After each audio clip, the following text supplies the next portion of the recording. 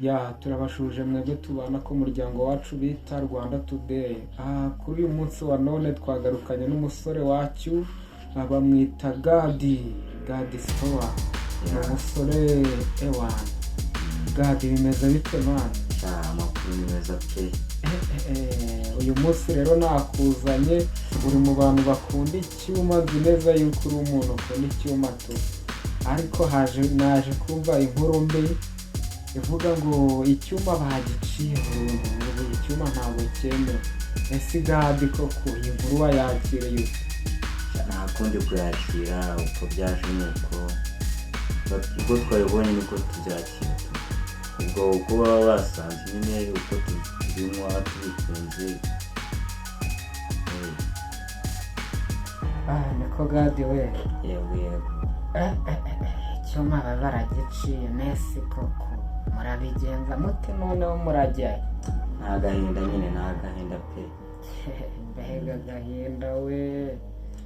Nta gahinda nyine, nta nuko twabyakiriye pe. Nakundi nyine mani mubyakira ariko nesi mani. Gusa weho barambwiye ngo Gadi ngo ni umuntu ukunda icyuma pe, ngo icyuma uragikunda. Gadi ubundi kuki wakumva icyuma mani? Uburawe wacyanga utabeshye, nubwo banze bakaturwanya nyine nuko. Ngewe ndi n'umurokora ariko oye komeza, ahubwo n'ubundi ngewe komeza wikurikiranire ikirokore cyane, ubundi ze ko ariho banjyanye. Niho banjyanye. Ubu nabo bakurokoye. Nanjye ubu barandokoye ariko n'undi ntabwo byavamo. Barakurokoye pe. Barandokoye. Barandokoye. Gadi rwose Gadi man. Nese ubu Gadi ubu koko nkawe icyuma kimaze kugenda pe, bakijyanye byarangiye. Ubu muri makeya ikintu ugiye gukora ukibona itangazo ngo icyuma baragihagarika, ubu sahize uri kwinywera iyihe nzoga? Ahandi nzoga mani. Ese kariko kanera agakanyamuneza mani. Ese icyuma buriya ariko rero mubo bagiciye burangiye sinzi n'ikintu gitumye banagica tu. Ese icyuma nta kanunu abaga yifitiye akumva byose byaje ubukire. Ubwo burokore muvuga bwanyu bwaje bakumva. Ubwo bamwe muri twege turanashira. Nubwo bazi ko aribwo bagiye kubona abantu ariko turashize. Ngahibaze gusa. None si Gadi icyuma rwose nsigaye nshaka kumva bakivana icyo cyuma. Information zanjye zahagaze. Niko Gadi rero ikibazo kiragira gutya. Icyuma reka dufate nka ngufu byagaragaraga yuko handitseho vuruti 42%. Gusa amakuru ahari ngo bayijyanye muri laboratori basanga ahubwo yikubye kabiri muri 80%. Kandi icyo kintu ngo abantu benshi cyabagezeho ingaruka. Icyuma hariho abantu bakinyweye sahize bari kuvuga ngo Imana ishimwe kuba baciye icyuma baraturokoye rwose twari twarangiye. Ese Gadi weho ikibazo nkubaza, icyuma ntabwo kigeze kikwangiza mani? Ese wowe utabeshye cyangwa mbaze byinshi mu ibintu byose dore sahize uri kubyirebera sibyo? Ubu cyaranyangije sahize ngize nkaba ndi kumwe nawe. Birashoboka. Ntabwo bishoboka ko icyuma cyakwa n'ubundi ubwo uvuga ati Imana ishimwe ni wa muntu. Nese ubu n'abantu bajya gusenga, wajya gusenga nuhuze n'undi uko ufite ibyo ugiye kwirebera. Twese nyine ari umurimo tuba dukeneye muri life yacu nyine. Ubwo icyuma ntabwo yaragikunze, nagaza agaciro kacyo. Nagaza agaciro kacyo man. Sangiye yuko njyumva musinda nabyumva baraturwanya man.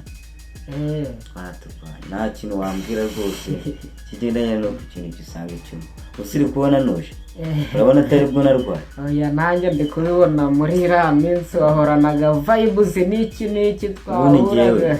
Njyewe ubu ngubu size ngizi nta santima mfite. Kareka ndetse ndumva nta kanyamuneza mfite. Umutima wanjye uba uri gutera hejuru. Uko wagira gatoya akamereza icyo bita ngufu ako kanya. ngufu ye baba we wowe kundira cyase Kevanti umukunzi wanjye man. Ubundi niyo nayo naragize madamu. Madamu w'igihe cyose. madamu wawe ni Kevin. Madamu w'igihe cyose man. Ako man uzi yuko ariyo mpamvu gusa nubwo yagiye ndacyamushima yakoze akazi. Gusa ubwo igihe kirageze nigendera. None se nkawe ku bwawe urabyumva ute nk'ubu ngubu nakubwira ngo nko muri 2017 hariho ikintu bitaga icyuma. Gusa icyo cyuma cya 2010 icyuma cya 2017 hakuntu bagipimaga cyo bakavuga bati cyujuje ubuziranenge, kandi ntabwo cyakozaga abantu isoni ngo kibarapure ngo ubone basinze nk'ubu. Ese nk'ubu ku bwawe leta ibyizeho cyangwa se bari abanyiringanda I mean bariya ba kazungu bafite ziranganda bakagenda bagakora kiriya cyuma cya hambere, wewe urabyumva ute? Ese bakigarure kiriya cyuma cya hambere cyangwa babyihore? Icyo cyuma nacyo cyakoraga inzoga izo za ngufu za ibyo nyine bari kwiruka. Subizi ko si ura kazungu ka boss. Kazungu nawe ufite uruganda. Urumva ko ari n'inshuti yanjye nyine ukumva uwo nawe yarasa nkaho wowe ni n'inshuti yanjye, akazina kanye kakabyinira nawe iryo zina turihurijeho. Nanjye ni Kazungu wundi akazina kakabyinira. No bakwise Kazungu man. Ubu nanjye hato hatatinze iyo nza kugira ubushobozi buba bwagira uruganda njye nawe ari kuruhagarika. Oya gusa ariko nezera yuko urwego rwari kuzakurikiza amategeko ya leta. Amategeko se manya, amategeko arenze aya ngaya naya. Oya nyine amategeko mba mvuga ubwo nize yuko nyine weho no gukora ibintu byujuje ubuziranenge, apana kiriya cyuma kiba leta imutegeka ngo akore ibintu byiza agakora ibihabanye nabyo. Weho ndakeka wahita ukora ibintu byiza.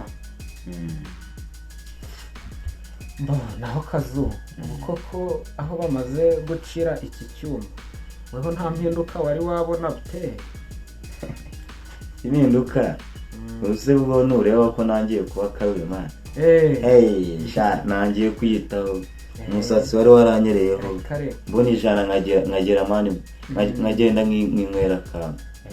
Cyakoze amani muri ramitsi wari warahindutse aho wasangaga nyine wabaye igikarimi cuce ivumbi n'iki mbese tu wari warahindutse man. Yewe narahindutse nyine uri kumva. Gusa ugasanga etaye mu kazi ugasanga nahura n'umusore mugenzi wanjye akambwira ati rero twirase ku kabari dukurure kamwe. Ugasanga nyine amafatwa dufite yaba ay'ikibazo asajya mu nzoga. Kandi none icyo nyweye leta burya ni intwari. Leta ni intwari. Buriya nubwo nakomeje kubigaruka ati ndababaye gusa nyine ntabwo wakanga umuntu mwahoranye. Wapi leta ubundi buduhozaho rero ati ese umuturage abaye iki, umunyarwanda ubuzima bwe bimeze gute? Ni ibintu nk'ibyo mani. Buriya leta kuba yarafashe uramwanzura ntabwo ari ukuvuga yuko icyuma mbese ari inzoga igezweho ngo ubwo yagwanyije icyuma, ahubwo yatabaye ubuzima bw'abantu benshi. Ubwo aho nanjye ndimo kuko nyine leta Imana ijya ibaha umugisha. Leta Imana ijya ibakomeza ibahe kuyobora. Mwamaye byinshi gusa izi ngizi mu mufuka ntihabaramo amafaranga. Mu mufuka ubu nafataga 5 naho mvuye mu kiyedi cyangwa se mu gifundi cyese yenda n'akazi runaka naba nirashehese mu kabari. Ariko ubu izi ngizi mfashe mu 5 ndimoranye hafi icyumweru kirarenga urumva amafaranga amaze kujya kuri konti irenda kuzura. Leta ubundi abajeni icyuma wagira ngo cyari cyarabaye icy'urubyiruko gusa nyine garutse inyuma gusanga leta ari ingenzi mu Banyarwanda. leta uri dutekereza umuntu wazanye iki gitekerezo yari yamaze kureba hose, yaritegereje rero ko Abanyarwanda dufite ikibazo.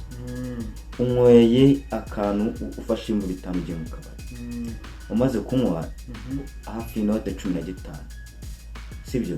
Inote ya 15 na panaro y'ibihumbi 5 ufite, sibyo? Ndetse nta mupira wo kwambara n'ufite ni wabundi ukorana akazi gato binaga mu kabari. Kuki ugiye mu kana panaro? Ariko size ngizi nyine leta imaze kubishyira hasi, imaze kugura agapanaro. Urabona hafi aho ngaho urabona ko nezerewe nyine, gusa amafaranga kuri konti aruzuye. Leta yankoreye byinshi, icyuma nakinywaga, namara kukinywa mu mafaranga nyine nakoreye gasanga ndi hafi aho nahura n'umuntu yaba nzegereje nkamuteye igipfunsi namara kukimutera leta ikaba inshyikirije mu maboko nyine atarayanjye, ugasanga ngeze mu ishema. Nta cyumweru cyarengaga nageze. Ariko ubusayize ariko abantu bari kundeba cyangwa se abandeba, ubundi abenshi babibaza ngo kuki nagiye mu nzoga nyiri umwana. Ni icyo kibazo abenshi baravyibaza. Ubu muri comment turaza kubireba. Kuki mu inzoga ndi umwana? Yamanya yana.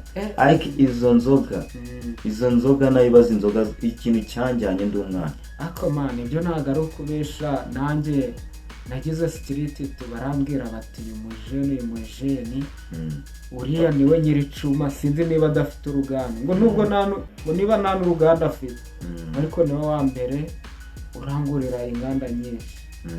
Icyuma kimwe byebye icyuma cyemeza pe. Yego.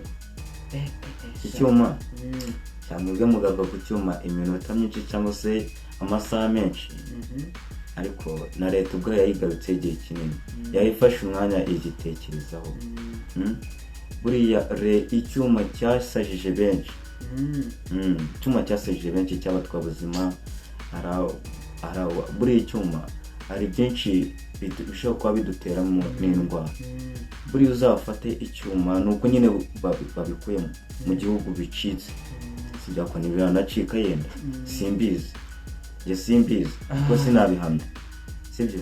Uzafata icyuma wemere ko arugoroza, ugifate ushyire utege ku munwa nk'uko wanywa amazi, ugotomere. Nusanga bihwanye nk'uko wanywa amazi uzaza umbaza icyo ushaka, kimwe nuko utazaza ngo nsanga wahaguye. Tukiri aho Kazungu rero, mbere yuko dufata umwanzuro, ese nkawe nk'urubyiruko uracyari muto biragaragara, kandi buri umwe wese arabona ati uyu ni umupeta. Niyihe nama wagira urubyiruko ku kintu kijyanye no kuba barekera kunywa ibintu by'inzoga? Ese niyihe nama wabagira? Gerageza ugire urubyiruko inama. Buri inama nyine nabagira, na leta ibimfashamo, wenda yanabimfashijemo byo ngiye kuvuga. Inama nabagira ntabwo narenga ku nama leta yafashe. Leta ibyo yakoze nibyo nanjye ngiye kuvuga. Ni ukuvuga ngo size ngizi, nimba ndi mu cyuma nkabona ndi kunywa icyuma, nkaba konti yanjye yuzuye amafaranga, ayo nanyweraga nk'abanyasevingi. Ndagira ngo mbwire urubyiruko kandi hato hadatinze, ni mu myaka 20, 17, 5, aho ngaho usanga bari mu nzoga 25 n'ingahe, basanga bari mu nzoga ariko 25 ndabari mu rugero rwazo. Reka mu rubyiruko ari nako dusura babwira ngo urubyiruko mureke kwita mu biyobyabwenge nk'ibi. Nanjye urabona ko mu minsi myeretse ndabona hari icyo niyunguyeho.